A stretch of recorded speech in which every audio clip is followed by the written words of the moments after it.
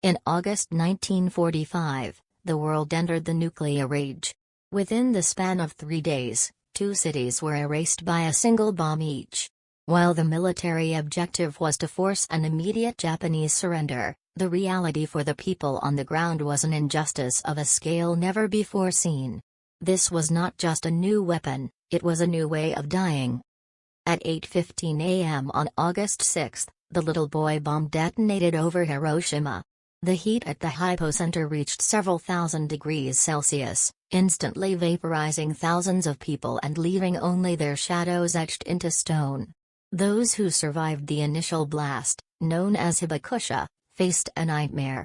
Without any warning or understanding of what had happened, they began to suffer from a mysterious sickness, the effects of acute radiation poisoning that would kill thousands more in the weeks and months to follow. 3 days later, the tragedy was repeated in Nagasaki. The injustice was not only the massive loss of civilian life, estimated at over 200,000 people between the 2 cities, but the long-term biological cost. For decades, survivors and their children faced increased rates of leukemia, cancer, and social stigmatization, carrying the war in their very DNA. The debate over the atomic bombs remains one of history's most polarizing topics.